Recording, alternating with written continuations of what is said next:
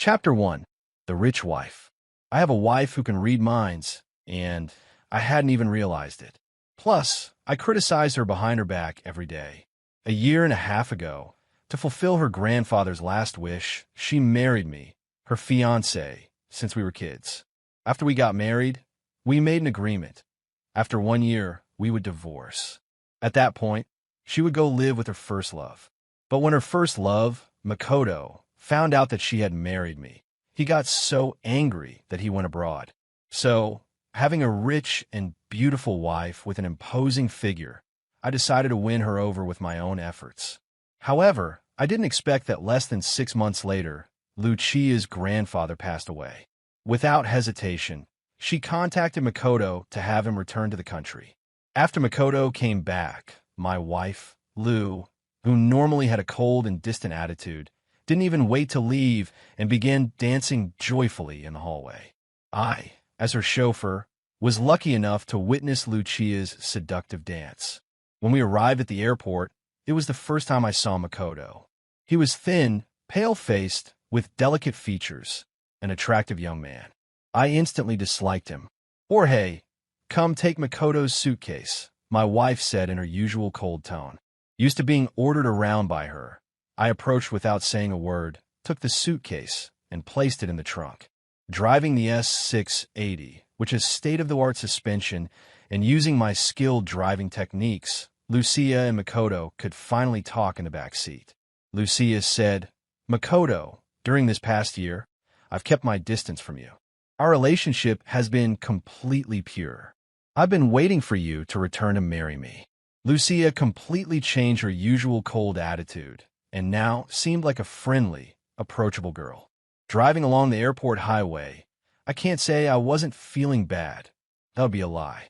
Makoto responded, "Lucia, in the past I misunderstood you. Don't worry, I'll make you happy from now on." They both murmured sweet words, but the car's soundproofing was so good that I heard everything. I couldn't help but think, at least wait until I'm not around as your legitimate husband to do all this. What's going on with the world these days? I sighed deeply, feeling annoyed, and sped up to overtake the car in front of me. A slow car was blocking the fast lane, and I complained in my mind. Without signaling, I overtook it on the right, but just at that moment, a green-plate electric car changed lanes from the far right. Both vehicles collided. Just as I managed to stabilize the car, the driver of the electric car, I don't know what happened to him, kept accelerating. Then I felt a spin in my head. After the flip, everything went dark. When I woke up, I was in the driver's seat, and Lucia was trapped in the back seat. I couldn't get her out no matter what. Meanwhile, Makoto was a few meters outside the car. Fortunately, in the end, the traffic police helped us get out of the car. It was my mistake. I forgot to use the flash. Chapter 2. Luckily, after a checkup, the three of us were fine. In this incident, I finally understood. I thought to myself, this woman makes over $4 billion a year, even though the company and stocks have nothing to do with me. The profits made this year are considered marital property. As long as we divorce, I can at least get $2 billion. With that kind of money, why should I keep being her simp? The bank's large deposit, though the market's down, still offers over 4%. That's $80 million in interest per year. After doing the math, I looked at Willow with a smile on my face and thought, "Willow, hurry up and divorce me. I want that $2 billion divorce settlement, and then I'll buy a 2,000 square meter house in the countryside. I'll keep a college student on a monthly allowance of $10K. Ha ha ha." With that thought, my lips involuntarily curled into a grin. Willow looked at me puzzled and noticed that I wasn't speaking, but somehow she could hear my thoughts. Of course, I was totally unaware of this. I glared at Willow and said, "Willow, I'm the legal husband here, and you want to be with Makoto? No chance." I thought, that's right, just like this, hurry up and divorce me, then throw that money-stained black card in my face. Though that Makoto isn't exactly a saint either. It was him who snuck into Grandpa's hospital room and pushed him too hard, which led to his brain hemorrhage. But if I tell Willow about that, she'll probably think I'm slandering him. At that moment, Makoto moved towards Willow to put his arm around her shoulders, but she pushed him away. Makoto stumbled, losing his balance and falling to the ground.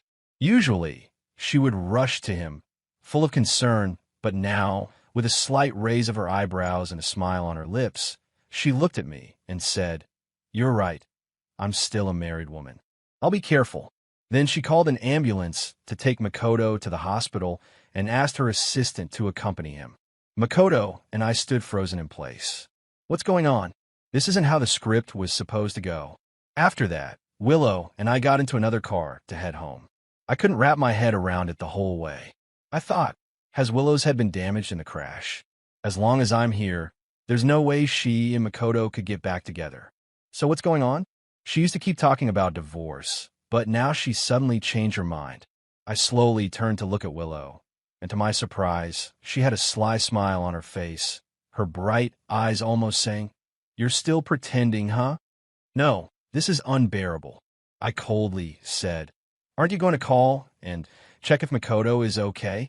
If he's missing an arm or leg, that'd be even better." Ha ha ha. Willow didn't respond, but called her assistant.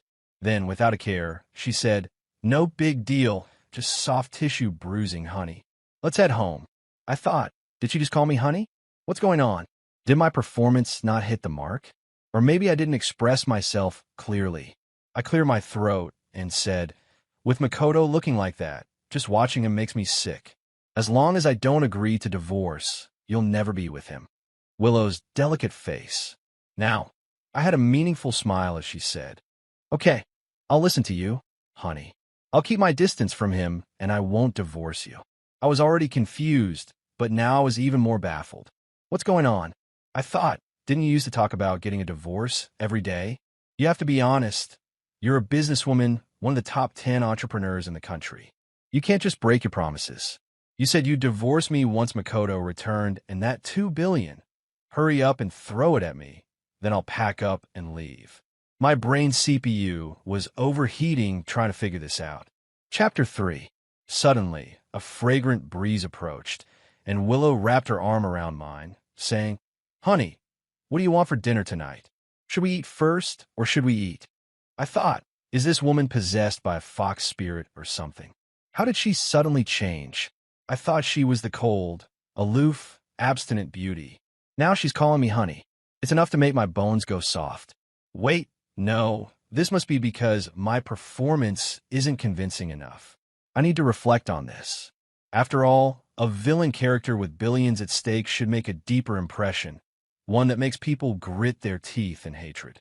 Once we got home, I made an excuse to retreat to the bathroom.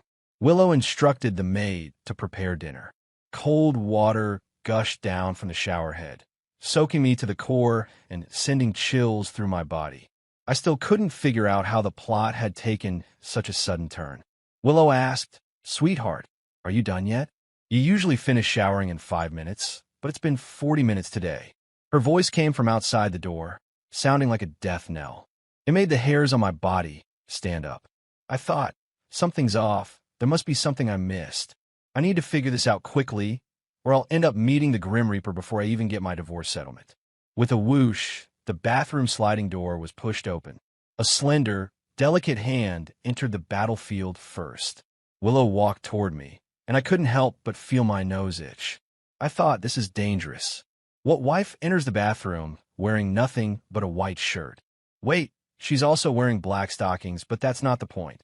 This is clearly entrapment. As the malicious villain, if I so much as hint at anything suggestive, I'll be blacklisted. She must be trying to seduce me and then accuse me of marital coercion. Yes, that's it. This way, she won't have to pay me the $2 billion divorce settlement, and I won't be able to find a cute, lively college girl to support. Stay strong, George. Don't give up the whole forest for just one tree. Just as I was thinking about how to escape her clutches, dingling, I immediately switched to my dramatic mode, glaring at Willow with fake anger. I snapped. Who's calling at home? Don't they need to rest? Hang up now. But inside, I was overjoyed. I thought this call came at the perfect time. I think I saw Makoto's name on the screen. Quick, answer it. Then I can leave them to their world, and I can Here alone, Willow hesitated for 2 seconds before picking up the phone in the quiet bathroom. I could hear Makoto's pitiful voice on the other end. He said, "Willow, my wound hurts so much. I'm all alone at the hospital, and it's so lonely. Could you come keep me company? I thought, I have to admit, Makoto is a pro at being a Yandere. He really knows how to play the role. I feel sorry for him, but go to him, Willow, go now. Pikachu, wait, no, go, Willow. Willow furrowed her brow, clearly thinking about it. I thought, no, I need to fuel the fire. I frowned and said, what time is it? What does Makoto mean by calling you? Am I dead? Tell him to get lost. Maybe he heard my voice, as his weak response came after a brief pause. George, I'm sorry for interrupting you too. You guys carry on. I'll be fine alone. Even if it gets cold tonight, I can handle it. Maybe just catch a little cold or a fever.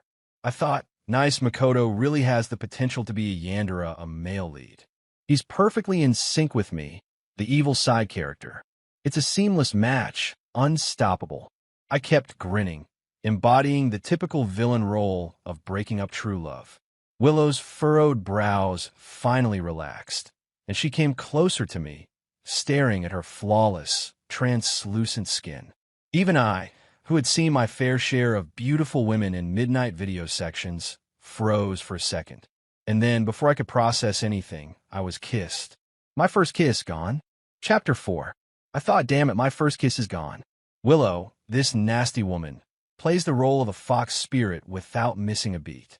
Then a slender, jade-like finger pressed against my lips, and she said, don't speak yet. Willow picked up her phone, and it was as if she had become a different person. Her face quickly turned into the cold, aloof beauty persona as she spoke. Mr. Itio, my husband and I are busy in the bathroom right now. The hospital has already arranged a caregiver for you, and if that's not enough, we can send more people over. On the other end, Makoto coughed a few times, sounding like he was either choking or really unwell. Then his weak and desperate voice came through. Willow, it was my fault from the start. You're being so heartless now. I must be being punished. I'll endure everything. But please remember, I will only ever be separated from you when the heavens and earth unite and mountains and rivers disappear. That's what you said when you sent me away. I thought, listen to Makoto's words. I'm almost moved. Willow, are you really this cold-hearted? Hurry up and go take care of him. I pushed Willow's finger away and said, stay away from me. Don't try any of these seduction tactics. I've had so many girlfriends over the years, I can't even count them all. These little tricks won't work on me. Willow gave me a sly look, then said into the phone, Mr. Itio, take care of yourself. My husband and I have more important things to do. Without waiting for him to respond, Willow hung up the phone. She quickly moved closer, her eyes full of flirtation, as she said, so what you mean is that you're a master at picking up women now that no one's disturbing us. Show me what you got. Come on. After Willow finished speaking, she attempted to do something inappropriate to me. I thought, don't think I don't know you've been acting like the ice-cold beauty all this time, and now you're suddenly so passionate. There's definitely something fishy going on. You're trying to seduce me, then accuse me of forcing myself on you during marriage just to get out of paying me the huge divorce settlement. Even though that was what I thought, I couldn't lose my edge. I looked at Willow with a playful smirk and said, very well, woman, you've caught my attention. Close your eyes, and I'll show you what it really means to be a master of seduction. Willow smiled and complied, closing her eyes. I quickly slipped out of the bathroom, grabbed some clothes, and rushed downstairs to the dining room. The maid saw me and smiled, saying, young master, you're done with your shower. Just tell young madam to come down, and we can start dinner. I nodded, sitting at the table with a blank expression. Before long, Willow, wearing pajamas, slowly walked downstairs and sat opposite me, saying, eat honey. You've lost weight recently. You need to take care of your health. The maid was momentarily stunned by Willow's appearance. Then she lowered her head and opened the warming covers on the dishes. When I saw the spread on the table, I couldn't help but exclaim in disbelief. I was speechless, thinking, what is this? Stir-fried kidney, ginseng, and bull's penis soup, steamed oysters, stir-fried eggs with chives, sea cucumbers. What's all this heavy stuff? Are you trying to make me explode with blood? I'm still a virgin. Where am I supposed to release all this energy tonight? Willow really lives up to her title as the princess of the rich family. So cunning and deep. She's been plotting against me from the moment I stepped into the house. From now on, I have to stay on high alert. In the end, I only ate the stir-fried eggs with chives because once again I saw that malicious smile from Willow. I locked myself in the bedroom, lying on the bed. After I calmed down, I couldn't help but think back to how Willow had tried to seduce me. My mind started to race, and I spent the whole night dreaming of Willow in various seductive poses. The next morning, as I opened the door, Willow was there, wearing dark circles under her eyes. Had she not slept well? She deserved it. I said, "Let's go to the hospital today and check if Makoto's still alive." Willow glanced at me and snorted, saying, "There's a charity gala tonight. Don't forget to come. Makoto will be there too." I had originally planned to refuse to give those two some alone time, but my single-core CPU instantly started working overtime. I thought, just letting them be alone isn't enough. Tonight, I'll make sure to embarrass you, Willow, at the charity gala. Let's see if you still won't divorce me. Willow, who had been walking ahead, suddenly stopped. She said, "Remember, you must come." I thought, I have to go and I'll make. Sure, Makoto is completely crushed. Then Willow will get all maternal and team up with him at the gala. She'll announce our divorce in front of everyone. Chapter 5. Time flew by. I arrived at the hotel for the charity gala dressed in sportswear. The men were all in suits, and the women were in various evening gowns, but I stood out in my sportswear. This wasn't important, though. After all, many people knew I was Willow's so-called formal husband. Soon, Willow appeared in full glamour, followed by the dazzling Makoto. They were truly the golden couple, a match made in heaven. The host said, "Ladies and gentlemen, please take your seats. The charity gala is about to begin." With the host's announcement, the venue quieted down. After introducing various dignitaries, the host cheerfully added, "We've added a fun new segment to today's charity gala. It's a quiz with prizes. You can raise your hands to answer, and if you get a question right, you donate 10,000 yuan to the charity fund. If you get it wrong, you donate 50,000 yuan. I thought, perfect. This is a great opportunity to embarrass Willow and make her totally disappointed in me. Seeing everyone looking at him, the host began reading the first question. First question, what is the most expensive watch in the world? This one's easy. I raised my hand immediately. The host saw me and quickly responded, "Mr. George, would you like to answer?" He handed me the microphone, and I shouted, "A waiting watch, because the longer you wait for it, the more expensive it gets." The whole room burst into laughter. The host smiled and said, "Wrong answer. You owe 50,000 yuan for the charity fund." I cast a playful glance at Willow and stepped to the front to prepare for the next question. Next question, what is the largest island in the world? As soon as the host finished speaking, I pressed down Makoto's hand, which was about to go up, and confidently walked under the spotlight. Looking at the distinguished guests in the front, I loudly yelled, "Pizza Island, because every slice is a full island." Makoto walked up to Willow with dissatisfaction and said, "Willow, George is really active today. He's not even letting anyone else answer the questions." I raised an eyebrow and gave them a provocative look. The spotlight happened to land on Willow and Makoto's side.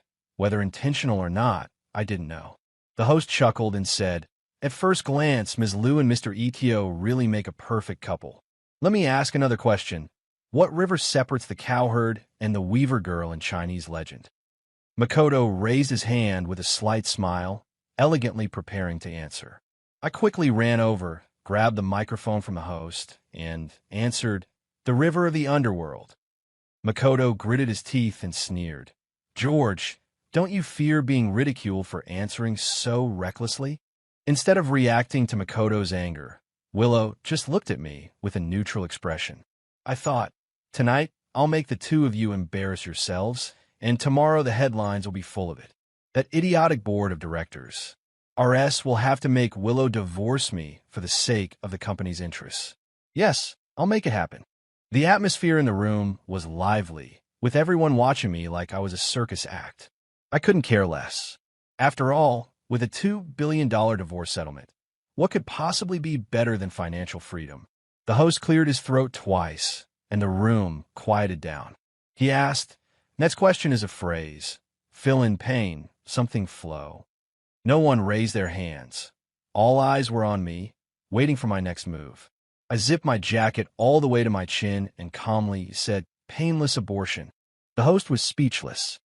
Mr. Wong, please be mindful of the question," he said. Fired up by the increasing donation amounts, the host continued to ask more bizarre and strange questions. I took the microphone without changing my expression and answered without taking a breath. Big feet, boxer shorts, pig trotters, big mouths, and big buddies in the crotch.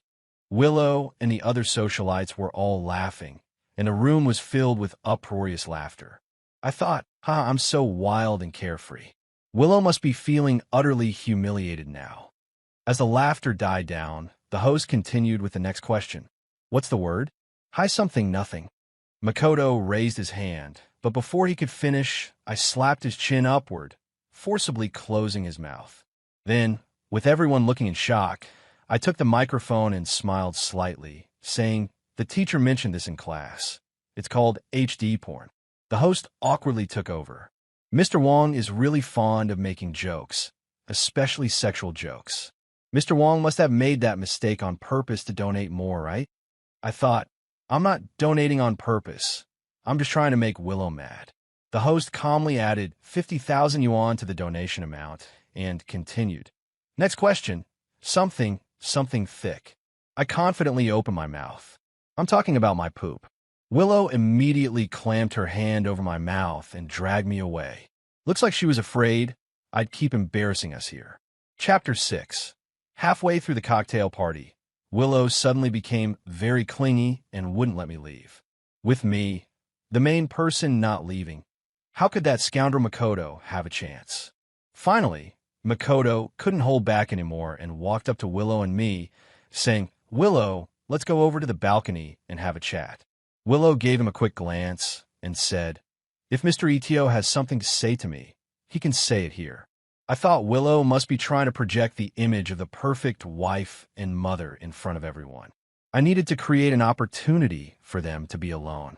I cleared my throat and said, "Willow, maybe Mr. Itio has something important to discuss with you.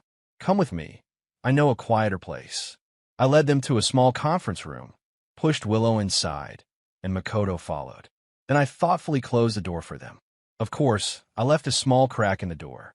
I had to be prepared for both possibilities.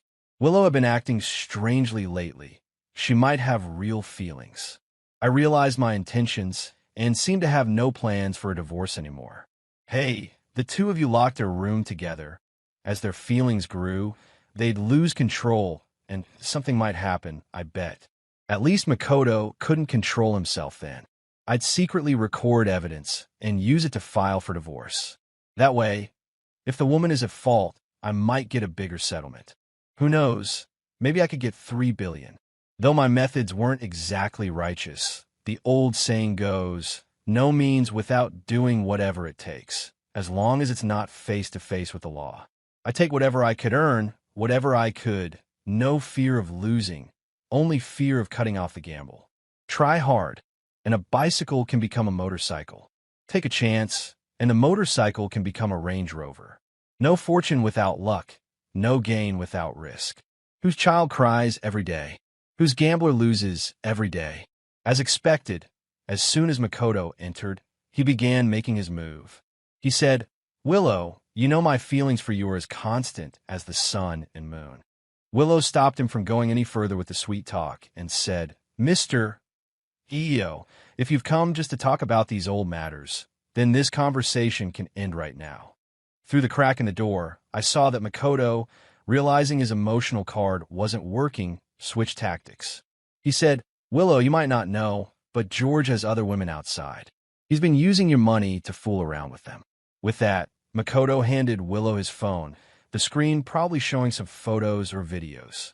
I thought, though I wish Makoto had evidence of me out there fooling around. The truth is I'm still a virgin. How could I have been out chasing women? Well, fine. In order to get this divorce to go smoothly, I'll eat this loss and take the blame. Willow suddenly raised her voice. She glared at Makoto and said, "My husband has a lot of stress. Going to a bar to unwind is completely normal. Besides, he's worked hard his entire life. What's wrong with him paying attention to some young models?" Makoto frowned and said, "It's not just that, Willow. Look at this video. He even kissed one of the girls at the VIP booth. What kind of decent person does that? I thought what Makoto said seems to be based on some truth. The thing is, Willow won't let me touch her, so I went to a bar to relax. I only chatted and held hands with someone. Well, all right, I admit it, I touched her thigh. Willow paused for 2 seconds and glanced towards the door. I quickly stepped back to hide. I thought that was close, almost caught by Willow. No, wait, what am I afraid of? I'm just peeping. I'm morally corrupt and totally shameless. As I thought this, I crept closer to peek inside the room, and of course, our eyes met. Willow's eyes were half squinted as if silently saying, "Wait until we get home. I'll deal with you." Out of the corner of my eye, I saw Makoto pour some powder into 2 cups and then quickly fill them with half a glass of red wine. He said, "Willow, since you're so determined, I won't insist. Drink this wine and we'll call." And even with that, Makoto picked up the 2 cups of red wine, mixed with some unknown powder, and handed one to Willow. I thought, damn, this Makoto is really dirty, using drugs now. Really well done. It doesn't matter whether they drink it or not, as long as the 2 of them are alone in here and emotions get the better of them. Something will happen. I'll record a video and use it to file for divorce. A few billion? No problem. Haha. From my angle, I could only see their profiles, but I could tell that Willow had furrowed her brows. She then handed the glass of wine back to Makoto and said, "I'll swap with you." Makoto's mouth curled up slightly, but without hesitation, he swapped glasses with Willow. Willow brought the glass to her lips, her fiery red lips about to drink the drugged wine. Chapter 7. I was absolutely delighted inside. I thought Makoto seems to have done this kind of dirty work a lot. Both cups were drugged, and anyway, when something happens later, he won't lose. Plus, I've heard that these things can spice things up. Willow immediately stopped reaching for a drink, and as she did, her hand slipped, and the wine glass fell to the ground, shattering into pieces. Looking at the broken glass, Willow glanced at Makoto with a bit of guilt and said, "Sorry, my hand slipped. I guess our past feelings are like this wine glass. Broken and impossible to repair." I thought, what a sin. Willow must have done that on purpose. You heartless woman, not even willing to drink the last glass of wine from your first love. Just a little more, and I would have been on the verge of millions. Makoto was stunned for a moment, then gritted his teeth, seemingly making up his mind. He drank the wine in his glass in one gulp and said through clenched teeth, "Willow, do you know I've loved you for so many years? Even when your family opposed us, I pursued you like a moth to the flame, undeterred. Now that that old man is gone, you suddenly regret it? No, I won't accept it." Willow was stunned by Makoto's sudden shift in behavior, standing frozen for a moment. Then, with a cold snort, she said, "Don't think I don't know what you're after. Your EO group has a debt ratio of over 80%, and you're about to go bankrupt. If you marry into the Liu family now, not only can you clear your debts, but you'll also start swallowing up the Liu family's assets.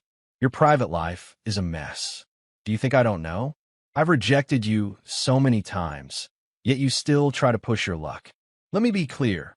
You're 1,000 times worse than George. I love him, and I absolutely won't divorce him." I thought I saw with my own eyes. This woman didn't drink the drugged wine, so why is she talking nonsense? I don't have any real feelings for you.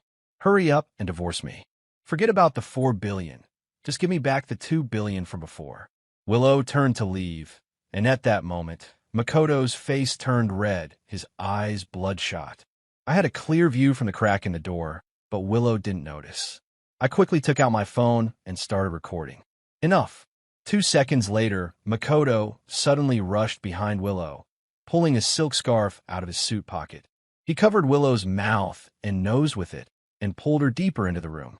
Willow's eyes widened in shock as she frantically tried to push him away with her hands.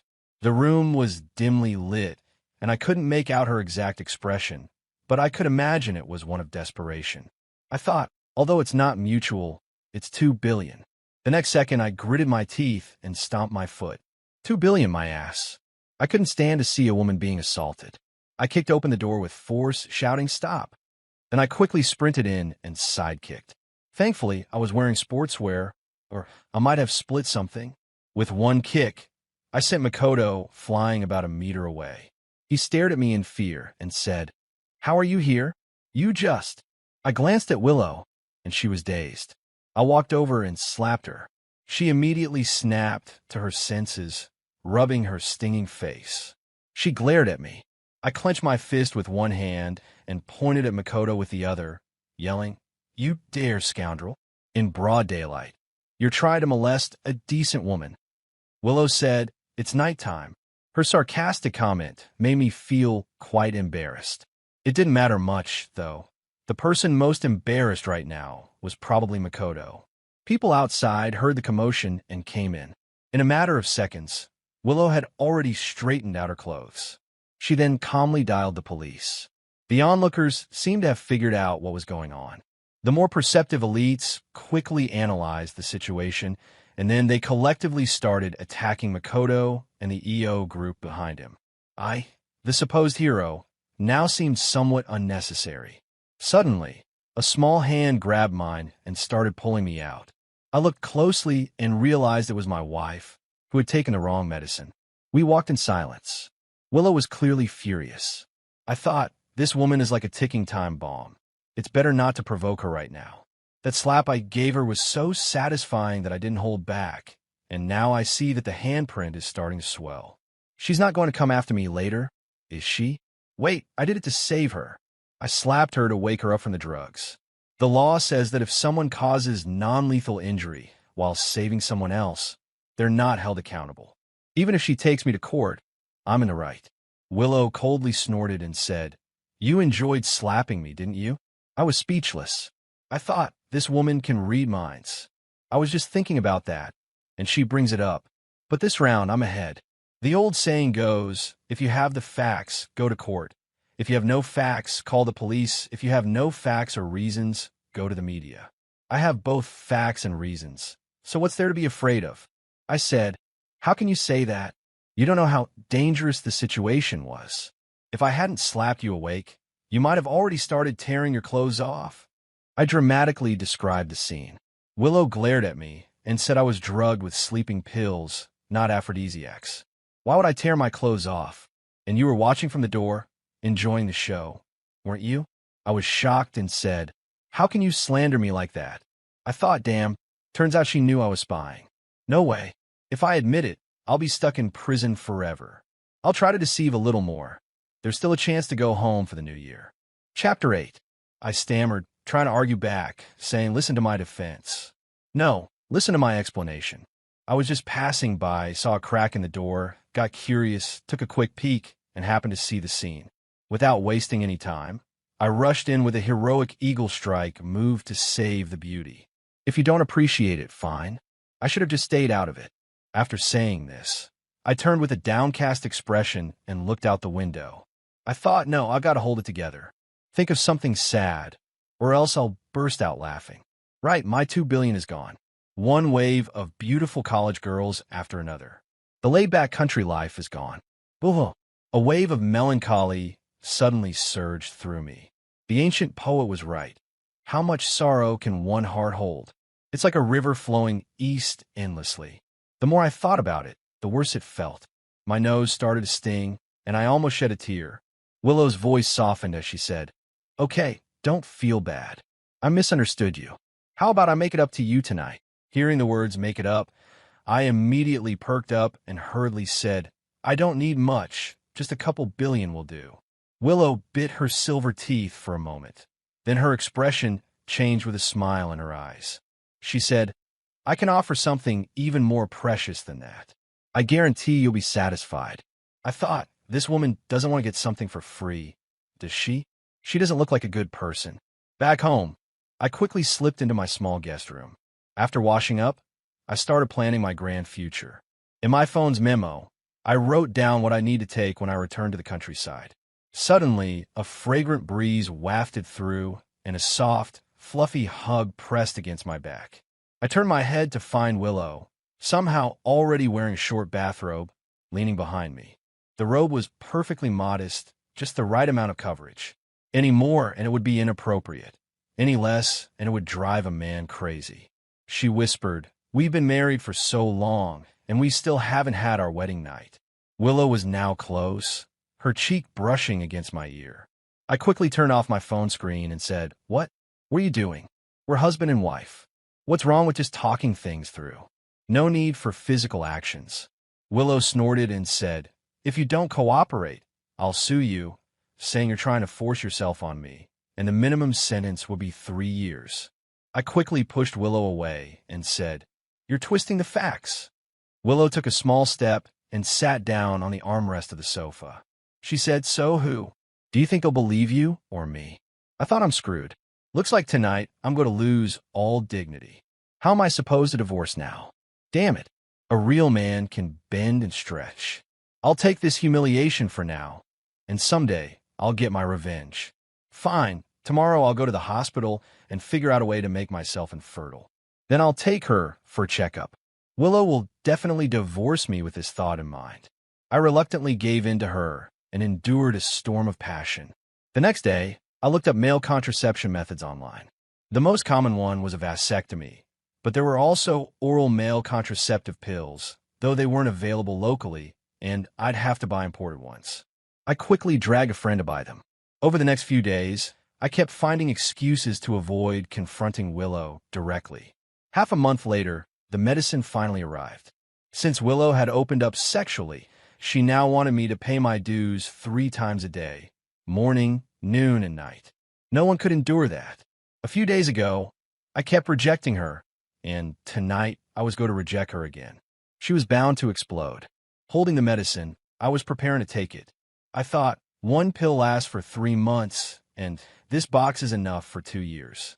If I can't get her pregnant in 2 years, Willow will definitely think something's wrong. Then we'll go for an exam, and my divorce payout will be mine. The next second, a female voice suddenly called out, "Honey, what are you doing?" I jumped. The pill slipped from my hand, and I quickly bent down to pick it up. She asked, "Honey, are you looking for something on the floor? Is it this?" Willow bent down and handed me something. I looked at the pregnancy test strip with 2 red lines and was lost in thought. I asked, "What is this?" Willow helped me up and said, "It's normal that you don't understand. This is a pregnancy test. 2 lines mean you're pregnant." I was so shocked that I took a step back, and I felt like I stepped on something. After a brief thought, it must have been the pill. It seems it's already useless now. I was devastated and thought, it's over. The duck that was about to land has flown away. I should have thought of this earlier. Damn Willow. She was supposed to be this cold, reserved beauty, but now she's like a wild horse, constantly extracting juice from me 3 times a day. Of course, she's pregnant. The next day, I took Willow to the maternity checkup. Before long, it was our turn to go in. The results were normal. Taking advantage of the situation, I hurriedly asked the doctor, "Doctor, is it safe to have sex while pregnant?" The doctor shot me a glare and said, "Not in the first 3 months or the last 3 months." I asked hopelessly, "So the middle 4 months are fine?" The female doctor stood up, glared at me, and scolded, "Hey, even though your wife is pretty, she's pregnant. What the hell are you thinking?" I immediately felt relieved, turned to Willow, and said, "Did you hear that? The doctor said it's not safe." Willow pouted and said, "Oh, okay.